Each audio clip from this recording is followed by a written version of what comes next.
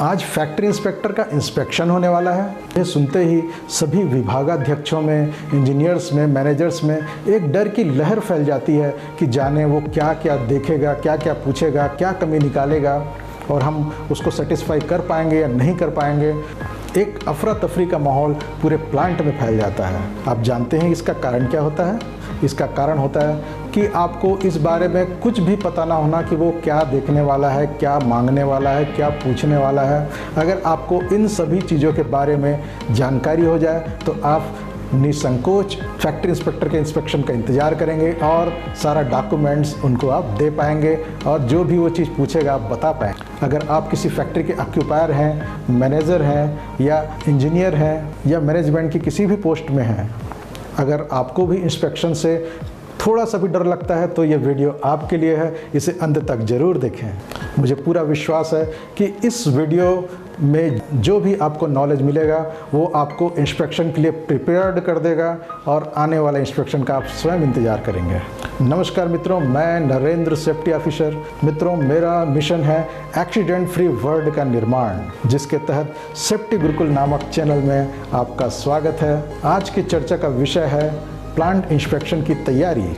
हम इससे पहले कि आगे बढ़ें, एक छोटी सी गुजारिश है, अगर आप पहली बार इस चैनल पे आए हैं तो इसे सब्सक्राइब कर लीजिए और साथ ही नोटिफिकेशन बेल को भी ऑन कर दीजिए ताकि जब भी आगामी वीडियो अपलोड हो आपको तुरंत नोटिफिकेशन पहुंच जाए। और अगर ये वीडियो आपको पसंद आता है तो इसे लाइक ज़रूर कर दें, साथ ही अपने मित्रों को भी ज़रूर शेयर कर दें ताकि उनको भी इंस्पेक्शन के डर से आज़ाद किया जा सके।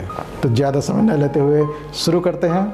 सबसे पहला पॉइंट जो कि कोई भी फैक्ट्री इंस्पेक्टर ज़रूर देखेगा वो है सेफ्टी ट्रेनिंग रिकॉर्ड। जब भी आपके डिपार्टमेंट में या आपके प्लांट में कोई भी नया वर्कर आता है या कोई जैसे नया कॉन्ट्रैक्ट शुरू होता है तो जितने भी वर्कर्स हैं उनको काम में लेने से पहले उनका 3 दिन का सेफ्टी ट्रेनिंग ज़रूर होना चाहिए। उसका विधिवत रिकॉर्ड आप रखें। साथ ही आपके वर्कर्स को बीच बीच में ट्रेनिंग मिलता रहे, इसकी भी व्यवस्था करें।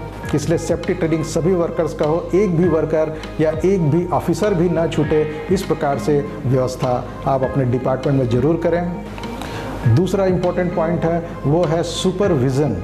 आपके डिपार्टमेंट में सभी कार्यों को किसी सुपरवाइज़र के अंडर में होना चाहिए। इसके लिए आपके पास सुपरवाइज़र्स का लिस्ट होना चाहिए कि हर काम किसी सुपरवाइज़र के अंडर में ही हो। सुपरवाइज़र मतलब कि जो एक क्वालिफाइड भी हो सकता है, जैसे कि जूनियर इंजीनियर हो सकता है, डिप्लोमाधारी हो सकता है या ITI होल्डर हो सकता है और उस काम को वो बरसों से करवा रहा हो या कर रहा हो, ऐसा व्यक्ति हो सकता है जिसके पास ये क्वालिफ़िकेशन हो, उसको आप सुपरवाइज़र की लिस्ट में डाल सकते हैं। ये कॉन्ट्रैक्ट में भी हो सकते हैं या नियमित या रेगुलर वर्कर भी हो सकते हैं। एक और इम्पॉर्टेंट पॉइंट जो इंस्पेक्शन में देखा जा सकता है वो होता है SOP या स्टैंडर्ड ऑपरेटिंग प्रोसीजर। आपके विभाग में जितने भी काम आपके अधीन होते हैं उन सभी कार्यों का स्टैंडर्ड ऑपरेटिंग प्रोसीजर आपके पास रेडी रहना चाहिए कि किसी भी काम को सुरक्षित तरीके से करने के लिए किन किन स्टेप्स को फॉलो किया जाएगा ताकि सभी वर्कर्स सेफ्टी के साथ काम कर सकें और सुरक्षित वापस आ सकें। ऐसे सभी कार्यों का SOP आपको बनाना है और आपके विभाग में उसकी बुकलेट ज़रूर रखना है ताकि जब भी कोई फैक्ट्री इंस्पेक्टर या कोई भी ऑडिटर आपको पूछे तो आप उसको SOP प्रस्तुत कर सकें। एक और इम्पॉर्टेंट चीज़ जो ज़रूर देखा जाता है वो होता है मशीन गार्ड्स।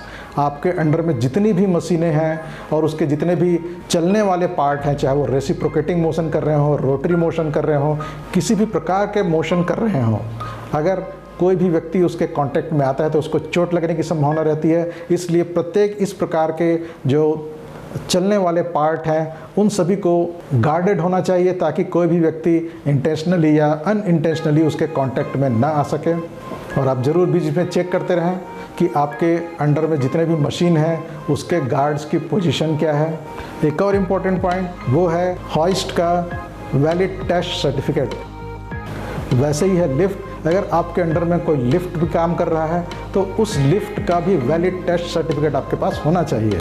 अगर आपके अंतर्गत लिफ्टिंग टैकल्स, चैन, रोप, वायर रोप इत्यादि यूज़ होते हैं तो इनका भी वैलिड टेस्ट सर्टिफिकेट आपके पास रेडी रहना चाहिए। अगर आपको इन lifting tools, tackles, hoist, lift in सब के टेस्ट के विषय में डिटेल में जानकारी चाहिए तो आप कमेंट बॉक्स में ज़रूर लिखें ताकि एक फुल्ली डेडिकेटेड वीडियो इस पर बनाया जा सके। एक और इम्पॉर्टेंट चीज़ जो देखा जाता है वो होता है ग्राइंडिंग मशीन जितने भी हैं उनका पेरीफेरल स्पीड, स्पिंडल स्पीड, ये मशीनों के ऊपर लिखा हुआ होना चाहिए।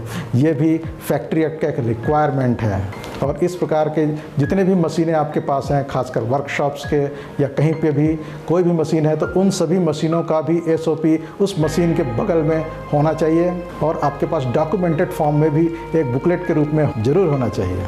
जितने भी प्रेशर वेसल्स हैं उन सब का वैलिड टेस्ट सर्टिफिकेट, इसको भी चेक किया जाता है, ये भी ज़रूर आपके पास होना चाहिए। जितने भी चलने के रास्ते हैं उन पर क्लियरली मार्किंग होना चाहिए कि इस रास्ते से वर्कर्स को जाना है। उसी प्रकार मटेरियल्स के लिए भी अगर आवश्यकता है तो वहाँ पर रास्ता मार्क्ड होना चाहिए। जितने भी स्टेयर्स हैं, प्लेटफॉर्म्स हैं, उन सभी में रेलिंग लगा होना चाहिए। 1 मीटर ऊंचाई पर टॉप रेल और आधा मीटर ऊंचाई पर मिड रेल और एक टो बोर्ड जरूर किसी भी प्लेटफॉर्म में या सीढ़ी में लगा होना चाहिए। इसको भी ज़रूर इंश्योर करते रहें। आपके कार्य क्षेत्र में कहीं पर भी कोई भी फ्लोर में ओपनिंग्स हैं, कोई भी गड्ढा है, कोई भी सम्प है, पिट है, वो सभी कवर्ड होने चाहिए। ये भी ज़रूर चेक होता है, इसका ज़रूर ध्यान रखा जाए। जितने भी कन्फाइंड स्पेस संबंधी कार्य हैं उसको सुरक्षित तरीके से कैसे किया जाए इसकी पूरी व्यवस्था होनी चाहिए। उपयुक्त आकार के मेन होल होने चाहिए। कॉम्पिटेंट पर्सन द्वारा वहाँ पर कोई खतरा ना होने का प्रमाण पत्र दिया जाए तभी कार्य आरंभ करें। ब्रीदिंग ऑपरेटर्स उपलब्ध होना चाहिए ताकि वहाँ पर व्यक्ति जाए तो ऑक्सीजन की कमी से उसके साथ कोई दुर्घटना न घट जाए। जो भी कन्फाइंड स्पेस में घुसा हुआ श्रमिक है उसके बेल्ट से एक रस्सी बंधा हुआ होना चाहिए जिसका दूसरा सिरा कन्फाइंड स्पेस के बाहर हो ताकि जब खतरा होने पर उस श्रमिक को खींच करके बाहर निकाला जा सके। 24 वोल्ट की सप्लाई वहाँ होनी चाहिए किसी भी कार्य को करने के लिए और प्रकाश के लिए। Flame proof fittings confined space के अंदर इस्तेमाल हो, इस प्रकार से पूरी व्यवस्था होनी चाहिए और डॉक्यूमेंटेड फॉर्म में होने चाहिए। कन्फाइंड स्पेस जैसा कि हम बोल सकते हैं बॉयलर हो सकता है, डीएरेटर ड्रम हो सकता है, HSD HFO के टैंक हो सकते हैं इत्यादि। कोई भी क्लोज्ड कोई ऐसा जगह जिसमें कि जो वहाँ पर आदमी के जाने के लिए डिज़ाइन नहीं किया गया है परंतु कभी कभी वहाँ पर अंदर जाकर के कार्य करना ही पड़ता है, तो इस प्रकार के जो खतरनाक जो जगह है उसको कन्फाइंड स्पेस बोलते हैं।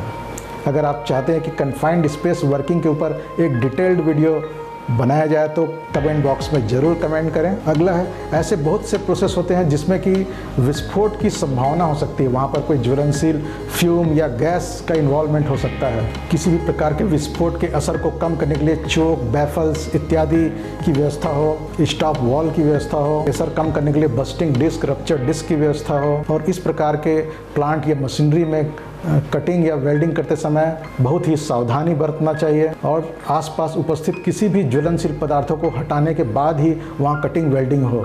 तो इस प्रकार का SOP जरूर होना चाहिए और उसका प्रूफ भी आपके पास होना चाहिए कि इस प्रकार से कार्य वहाँ पर किया गया या किया जा रहा है। अगला इम्पॉर्टेंट पॉइंट है इमरजेंसी एग्जिट्स। आपके संयंत्र में हर कमरे से बाहर निकलने के लिए इमरजेंसी एग्जिट अलग से होना चाहिए जो कि जनरल दरवाजे से अपोजिट डायरेक्शन में हो, कमरे के पीछे की ओर हो ताकि आपातकाल में वहां से बाहर जाया जा सके।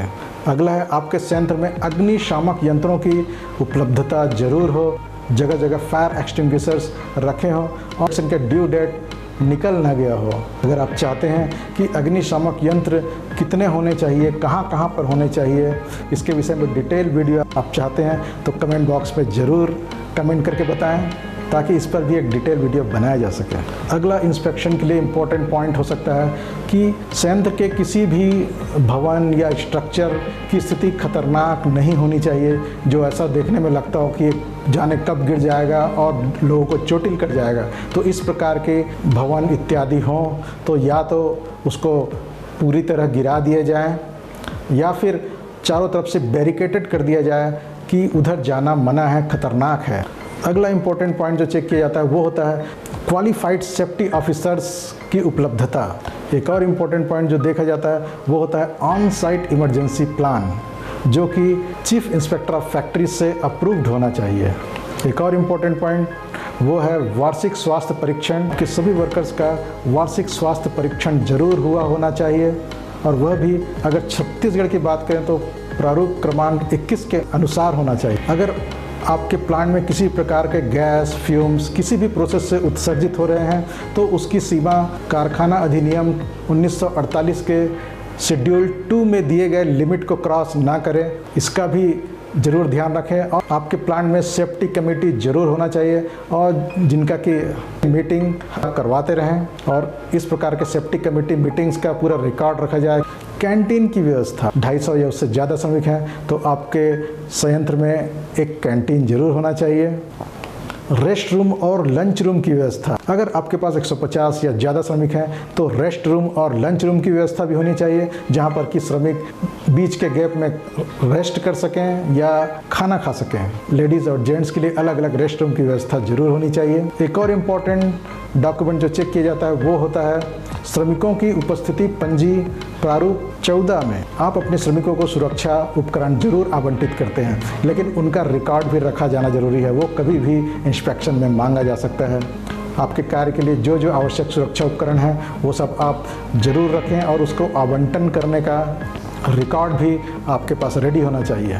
लेटरिन और यूरिनल, मूत्रालय और शौचालय की व्यवस्था ये भी ज़रूर आपके प्लांट में होनी चाहिए। लेडीज़ और जेंट्स के लिए पृथक पृथक व्यवस्था होनी चाहिए, पर्याप्त संख्या में होनी चाहिए, बहुत दूर चल करके जाना ना पड़े, पर्याप्त प्रकाश की व्यवस्था हो, साफ़ सफाई की व्यवस्था हो, ये भी चेक होता है। आपके पास ऑक्यूपेशनल हेल्थ सेंटर या एम्बुलेंस रूम भी होना चाहिए, जहां पर वर्कर्स को अगर चोट लगता है तो तुरंत जा करके इलाज करा सकें। श्रमिकों को सैलरी बैंक पेमेंट के माध्यम से दिया जाए, इस नियम का पालन करना भी ज़रूरी है। तो इसके लिए आपके पास सारे डॉक्यूमेंट्री एविडेंस होना चाहिए कि सभी वर्कर्स का बैंक पेमेंट आप इंश्योर कर रहे हैं। श्रम कल्याण मंडल में पंजीयन ये भी सभी श्रमिकों का होना चाहिए, तो इसका भी रिकॉर्ड आपके पास ज़रूर होना चाहिए। प्रत्येक माह के फर्स्ट वीक में ही श्रमिकों के अकाउंट में सैलरी चली जाए, इसकी व्यवस्था इंश्योर करें और इसका डॉक्यूमेंट्री एविडेंस भी ज़रूर रखें। जो भी लेडीज़ वहाँ पर काम करने वाली हैं उनको मैटरनिटी बेनिफिट भी मिल रहा है, इसका भी रिकॉर्ड आपके पास होना चाहिए कि आपने किन किन महिलाओं को कब कब मैटरनिटी बेनिफिट्स प्रदान किया। तो मित्रों, ये रहे इंस्पेक्शन के पॉइंट्स। अगर इन सभी का आप ध्यान रख पाते हैं तो आप अपने आप को किसी भी इंस्पेक्शन के लिए तैयार पाएंगे।